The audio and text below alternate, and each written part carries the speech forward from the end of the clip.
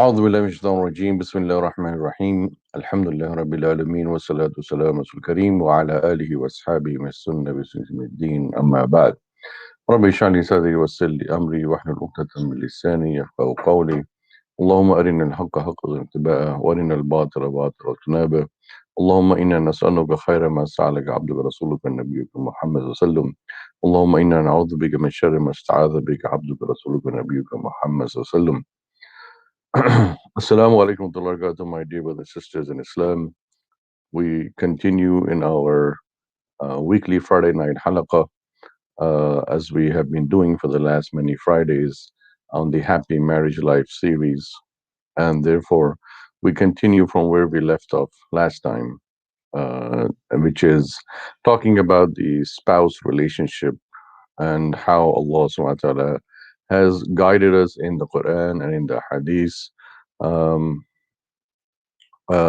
in terms of strengthening of the spouse relationship.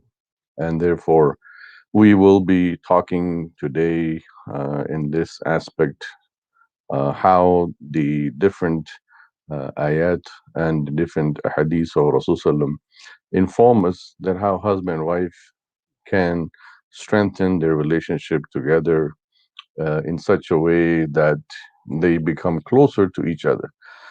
Like I said in the beginning of this series, for the last many Fridays that we've been having, that no two fingers are exactly the same. So how can two individuals be exactly the same? There are bound to be differences, there are bound to be disagreements, there are bound to be issues that arise, because if Allah did not make these five fingers equal and similar to each other, then how can two individuals be exactly compatible? However, Allah subhanahu wa ta'ala has given us aql and fahm, and Allah has given us a heart to use both the brain and the heart to come as close as possible to compatibility. Today in this session, part 7 of this series, if you're joining today for the first time, you can always go back to our YouTube channel, and look at the other 6 parts that we have talked so far about. So today we'll be talking about the do's and don'ts that husband and wife should be aware of. What do's should they do and what don'ts should they avoid in order to safeguard the relationship from any kind of turmoil, turbulence. So one of the first things that Allah subhanahu wa ta'ala tells us in the Quran, in Surah Nisa, Surah number 4, addressing the husbands, the males of the society, Allah says, وَعَاشِرُهُنَّ بِالْمَعْرُوفِ عَاشِرُهُنَّ بِالْمَعْرُوفِ.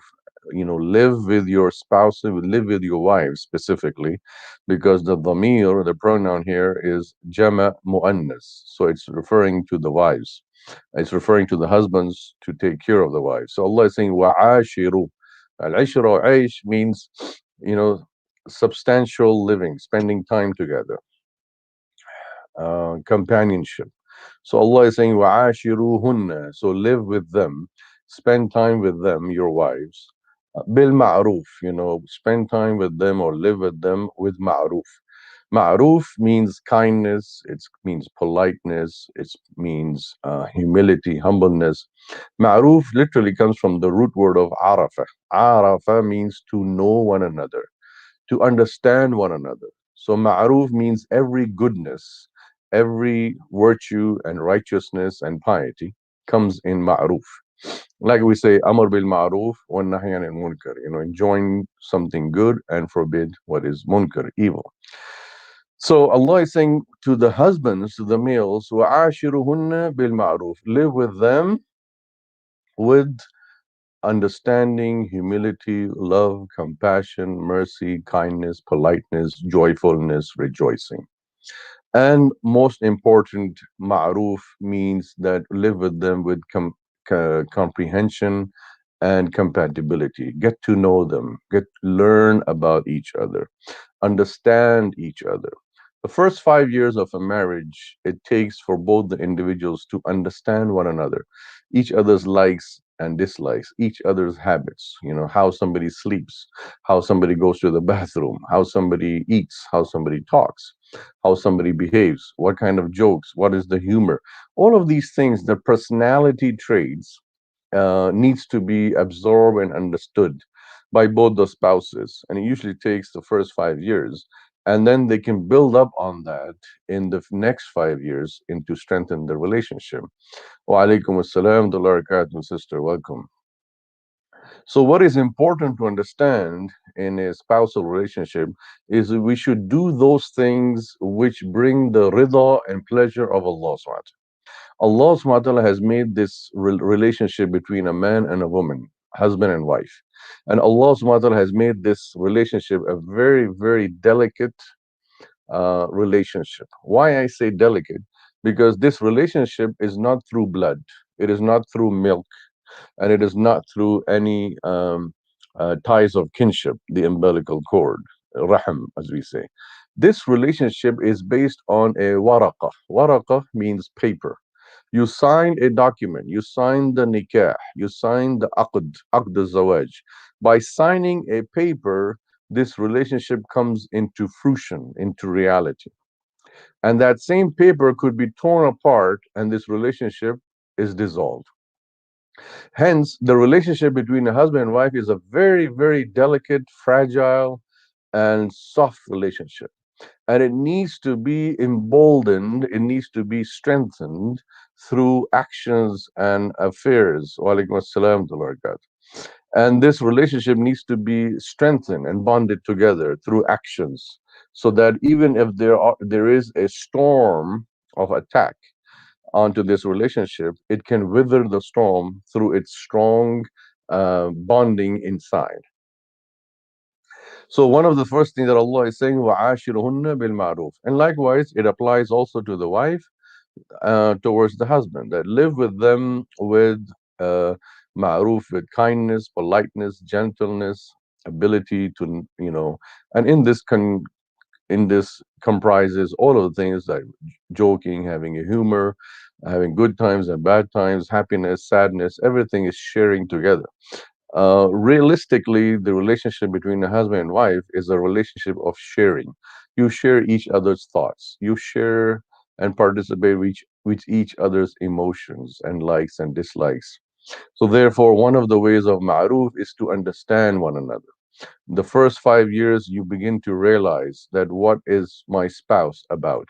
What are their personality traits? What are their behavior? What are their ways? And once you understand, you adjust yourself.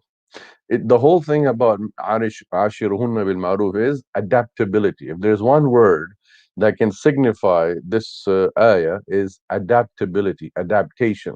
Adaptability means accommodation. You accommodate yourself according to the other person. Wa alaikum assalam to our other sister. Adapt Adapting to somebody's way of life means that you adjust yourself. If they like doing this, if they like tea hot, some person likes tea cold. Somebody likes their coffee hot, somebody likes their coffee cold. So you cannot mold the other person to what you like and what you want. That is where the problem arises in marriages. Most of the people in marriages are trying to mold the other partner, change the other partner according to their likes and dislikes. And that's where the disruption in the relationship arises. What we need to understand is that we cannot change anybody, but we can change ourselves. We can adapt ourselves to the personification of the other person. So if somebody likes their tea or coffee hot and you like it cold, no problem. You adapt to it. Sometimes you can drink cold because you always like it hot. And likewise, sometimes they can drink it hot because you like it over hot. Because it's all about sharing and caring in a marriage relationship. And that is why it's very important to understand that one of the things that we see from the hadith of Rasulullah is beautification for the spouse. Tajammul li zawjiha. A lot of times what happens is that after marriage, husband and wife do not care or do not pay attention to the beautification of their selves, their bodies in front of their spouses. meaning they would not be grooming themselves. They may not be, looking presentable to themselves, because in the back of their mind is that this thought process that, oh, I'm married now, so I'm a husband, I'm a wife, we're married, so who should I beautify myself for? And this is what Shaitan tries to brainwash the person that, look, before marriage, when you're single, that is when people beautify. They put perfume, cologne, musk, whatever. They, beautify their hair, their face, because they are thinking that, oh, I'm single, I'm unmarried, I need to attract somebody to myself. Whereas in Islam, it's the vice versa. In Islam, you are to beautify yourself for your spouse. So when the husband or wife are coming home from a day long of work, and they need to beautify themselves at home and not look disheveled or disrupted, or not look dirty or shabby in such a way that the other person says, who am I married to? Presentable, that is the key word here. Make yourself presentable to the other partner so that you are continuously attractive to each other. The first attack that Shaitan does in a marriage relationship is the attack of ugliness. That, oh, my wife is ugly, my husband is ugly, my wife is no longer attractive, my husband is no longer handsome and attractive. So the demoralization in the relationship, the emotional roller coaster begins to go down. And that's the attack Shaitan does, because Shaitan wants to sow the seed of infidelity. Shaitan wants to sow the seed of disgruntlement, that I don't like my wife anymore, I don't like my husband anymore, they're not good for me anymore. Yes, they were before when they married, but not anymore.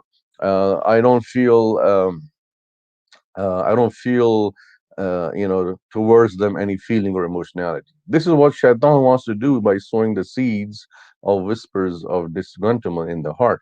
We have to fight back the Shaitan by making sure that we are presentable, good looking towards the spouse continuously, and making ourselves attractive to the opposite gender, meaning the wife. A lot of times, disloyalty in a marriage happens when the husband or wife are no longer attention grabbing to each other. Therefore, human psyche is that your attention will go somewhere else. Maybe a man over there that passes by, a co-worker that you work with, in a colleague in workplace, or someone you study with in college, your attention starts going towards them. Both ways, husband or wife, because the partner, the spouse, is no longer important or viable for them, and they feel like, oh, it's there's no more emotionality left in it. And that is why it's very important what this ayah is saying, وَعَاشِرُهُنَّ بِالْمَعْرُوفِ, and the hadith of Rasulullah, التَّجَمُّلُ لِزَوْجِهَا, let the person be beautified. So when a husband comes home, his wife should be the most attractive person for them. Likewise, when the husband is coming home, he should, take a shower, dress them up, and be presentable, attractive to the husband, to the wife. This ensures that the relationship is totally surrounded with love, compassion, and attraction, so that the husband doesn't think of another woman and the wife does not think of another man. And this shuts the door of infidelity, it shuts the door of disloyalty, it shuts the door of any kind of shahwat and lazat. 90% of the marriages that are breaking apart, where one of the spouse is attracted to an outside person, and then they get divorced because they want to marry someone else. 90% of that happens is because they are not following this ayah and this hadith of Rasulullah, which is to make each other attractive to each other throughout the marriage, even 20 years down the road, 30 years down the road, married for 30 years, 40 years, you as a spouse at your age level, you have to still be attractive and presentable and moldable towards your spouse, because that is the seed that Shaitan uses to attack the person. The other aspect, in terms of, because our topic today are the do's and don'ts, one of the things that Rasulullah told to the wives, especially, this is not to be taken in a negative way or negative connotation, but this is for ensuring the compatibility of spouses and husband and wife. And remember, in the previous episode, the previous part, I said the ayah from Surah Nisa, that Allah subhanahu wa ta'ala said, الرجال قوامون على النساء بما فضل بعضهم على بعض. that Allah said that the men are the caretakers and the protectors and providers of the wives, and they are, they have been ordained by God, by Allah, to provide for everything. And so therefore, in return, Allah has ordered the women to be obedient to their husbands. The more obedient, there are so many hadiths of Rasulullah about the obedience of the wife or the husband. Rasulullah, in one of the narrations, he said that a wife can get to Jannah just through her ta'ah, just to her obedience to the husband. And in many other narrations, he has mentioned that, that the wife, if she does everything according to the pleasure of the husband, then she is a Jannati person, a person of paradise, the pleasure. So why is this? Sometimes, feminists, they attack this concept, saying that, oh, Islam is misogynistic, Islam is male chauvinistic, Islam is authoritarian, dictatorial, that, the men have an edge over women, blah, blah, blah. This is what they attack with. But the rebuttal to that is that, no, not at all. Islam is not misogynistic. Islam is not male chauvinistic. Islam is not authoritarian. Rather, Allah is balancing the tide between the two genders, where on one side, Allah has said to all the males, every male is a son of a mother. So on one side, Allah has said to all the males that for them, the women are higher. The mother, which is a woman in gender, is higher. The paradise lies beneath the mother. So the males are supposed to be obedient to their female gender, meaning the mothers, and taking care of them, respect and dignity and honor and servitude and khidmah. Likewise, the female gender has been given this responsibility in terms of the male gender, is that you have to be obedient to your husband, the male. And this obedience is not a obedience of slavery. Rasulullah said that, look, your wives are not slaves whom you would treat them in confinement, but rather they are your spouses, your partners, your equal. But yes, obedience is in the sense that because Allah has given one gender responsibility of the whole household, so therefore there is a balance between the gender interaction, where the other gender has been ordained and obligated to be obedient. All the men in the world can get their Jannah through obedience to a woman called mother.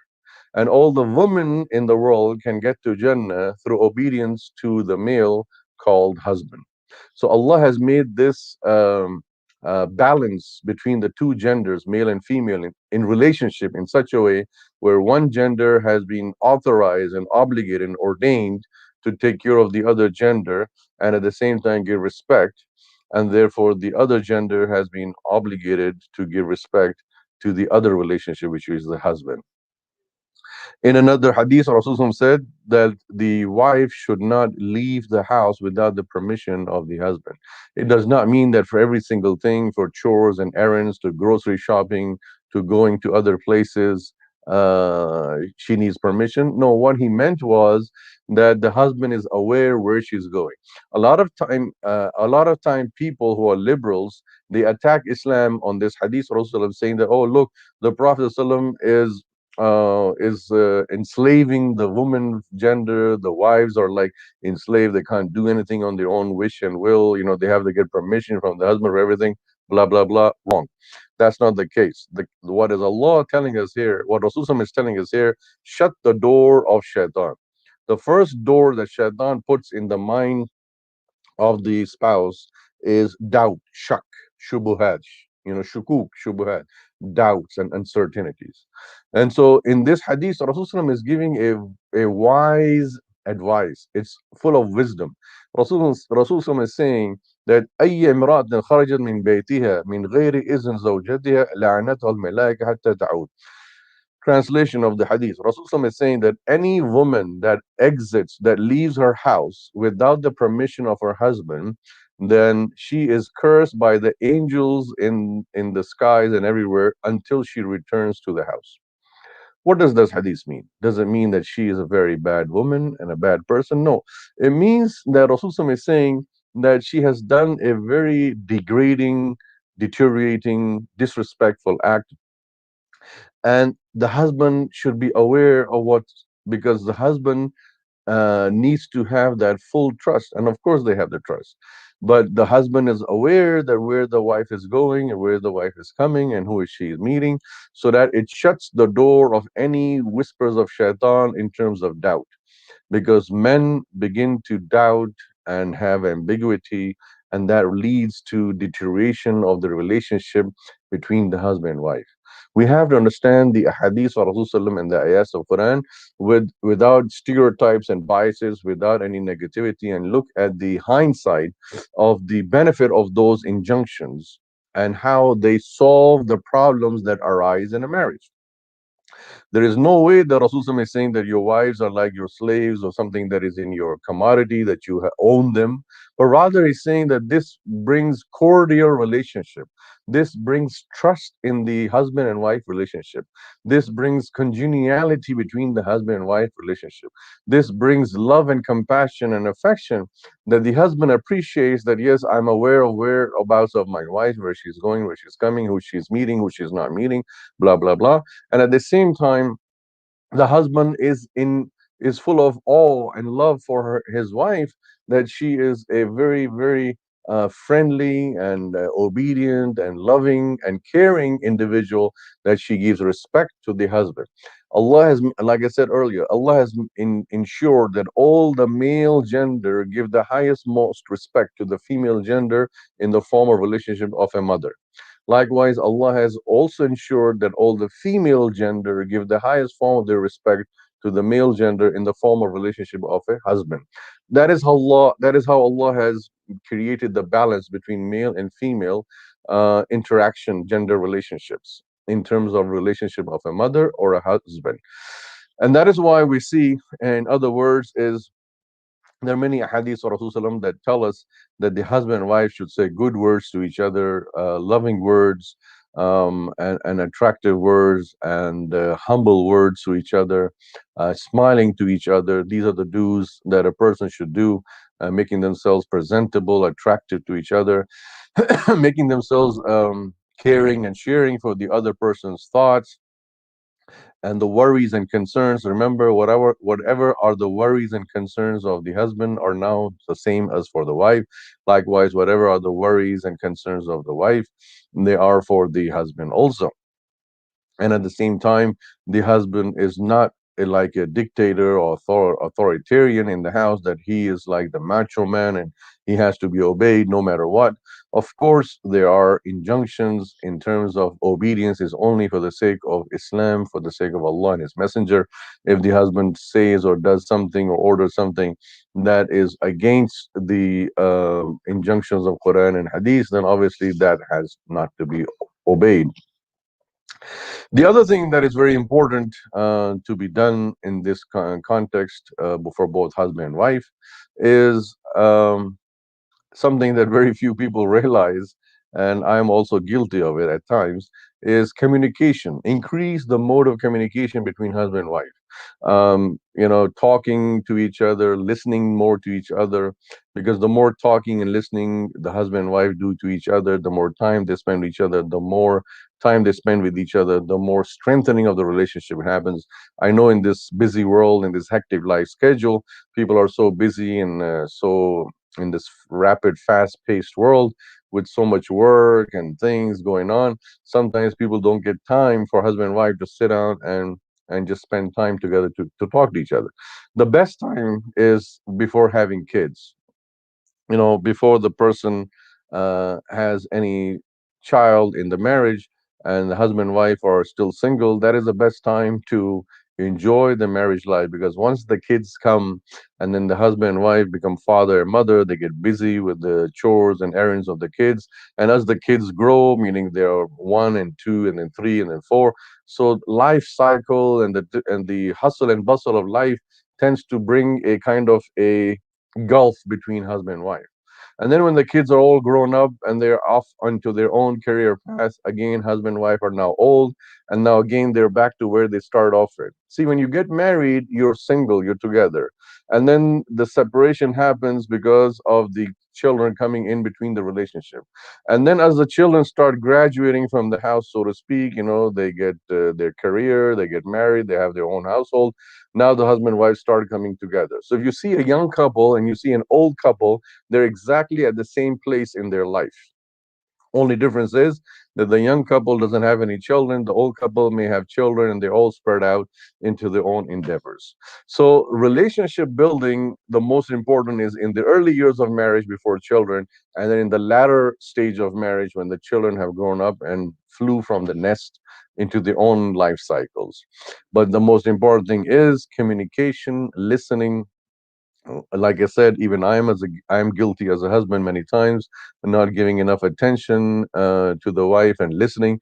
But as husbands, it is very important to listen to your wife and spend time with them and give time, because of especially that need of communication. Because if the husband doesn't give time to his wife, then somebody else will give time to the wife, and obviously that is where the wives begin to dwindle and wander around to other things, whoever gives them importance.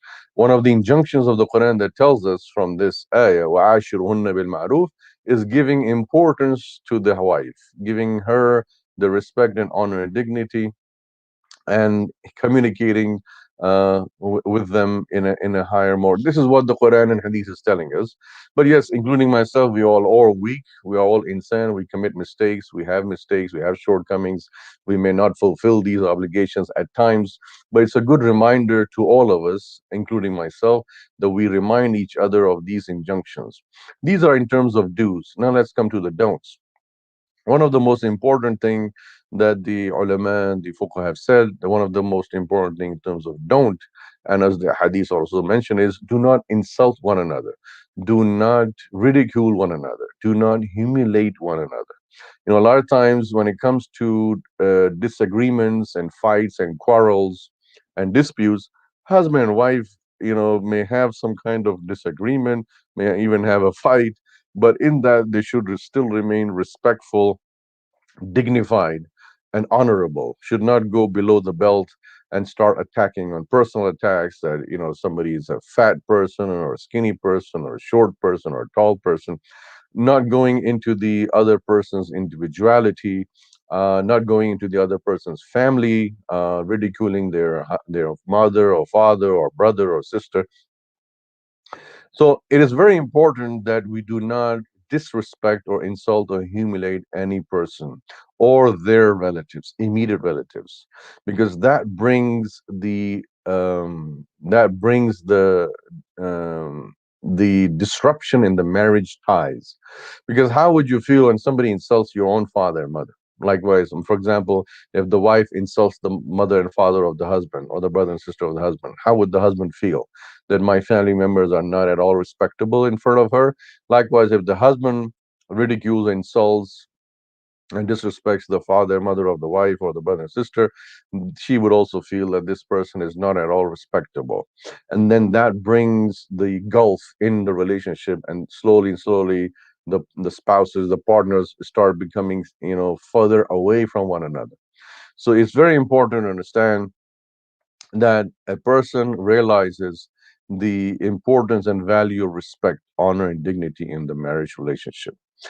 The other thing that Rasulullah told us in different hadiths is to, uh, something that he has said for the general public, general people, which can be applicable here in a husband-wife relationship. And that is not to shout or yell or scream to one another. Obviously, it is easier said than done. In any relationship where there are disagreements, people tend to lose their temper, tend to shout or scream or yell. But these are the things that hurt the marriage further. Here, I would like to say one thing that is very important in a husband-wife relationship. There is no couple out there who don't fight. Every couple has issues, and they may fight one another. Not fight as in fight, but disagreements or quarreling. So if everyone, I mean, nobody is immune to this, but the best solution for this is that when one partner is upset and is losing their temper, the best thing is that the other partner, the other spouse, should remain silent.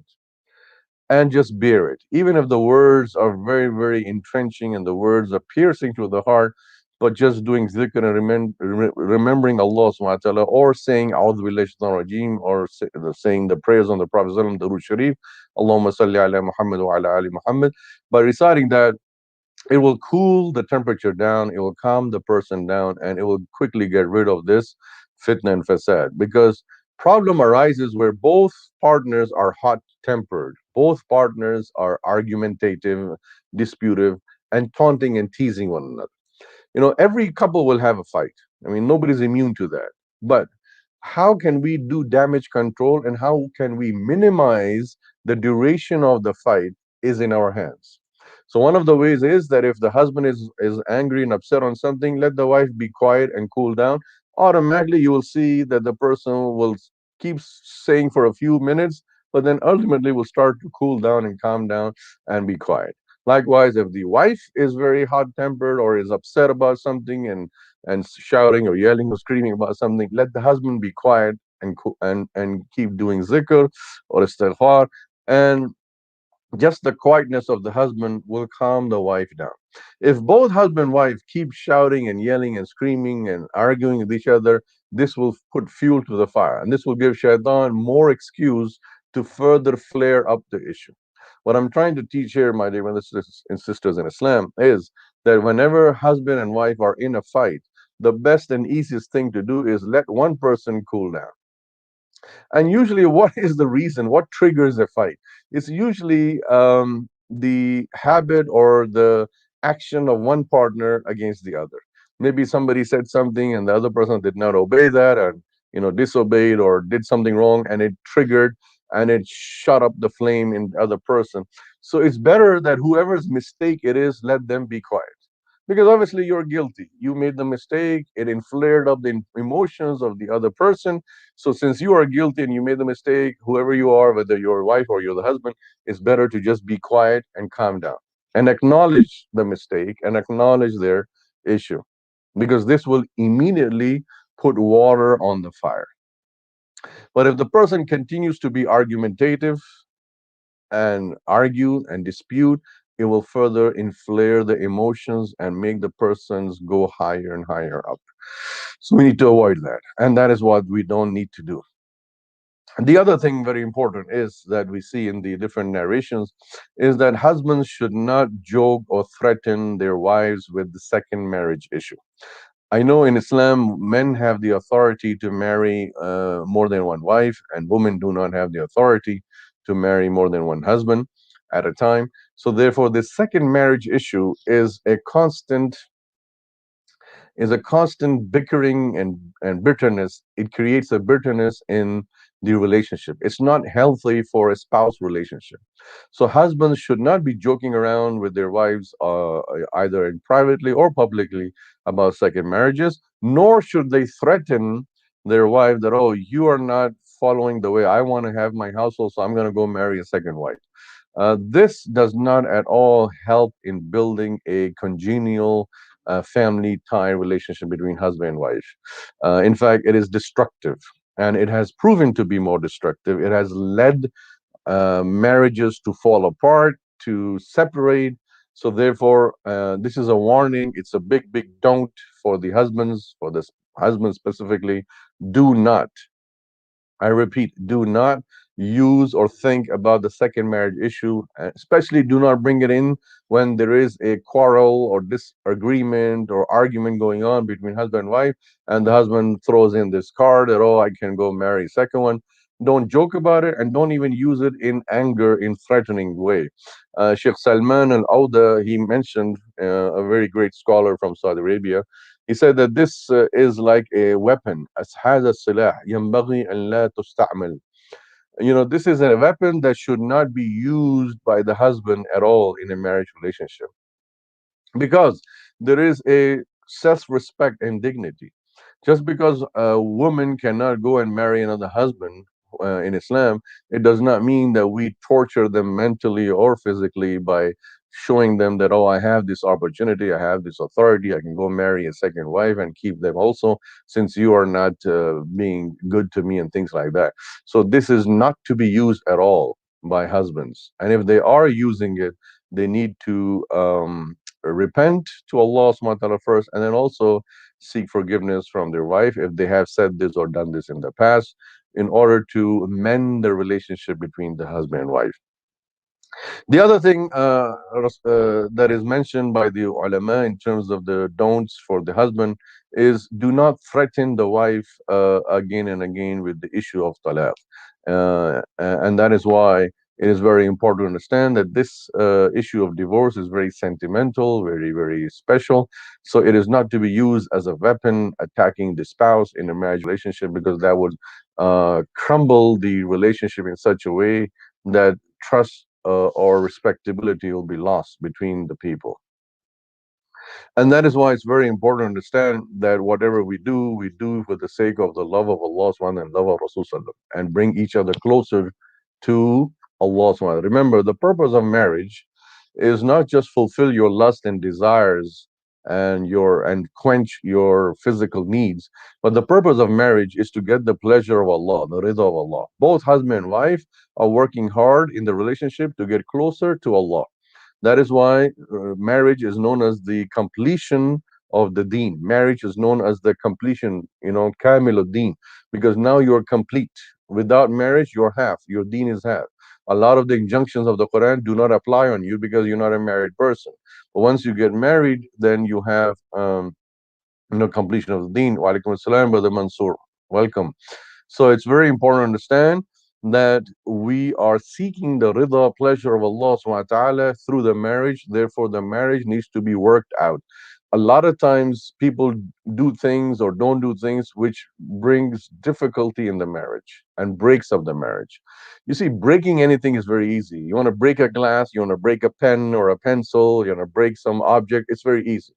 But building something is very difficult. It takes a lot of energy, stamina, work, and effort. It takes a lot of time to build relationship. Anyone, either the husband or the wife, can easily break a relationship. They can easily, twist and turn and cut off the relationship. So it's no big deal if you want to break a relationship. Anyone can, any fool can easily break a relationship. The whole idea here is to make the relationship work, to make the relationship successful. Why? Because we want to face Allah successful. See, any husband or wife who are thinking of divorce, they need to be told that, look, by divorce, you're not going to get any closer to Allah. Yes, it is halal, but it is the most disliked halal in front of Allah. It is abghadul halal, the most detested. On Yawm al-Qiyamah, when you come to Allah subhanahu wa ta'ala, Allah will say, yes, okay, you used a halal thing, but it is something that I dislike. Why did you use it? It is not going to make you closer to me, Allah, by using it. No one through talaq can get closer to Allah subhanahu wa ta'ala.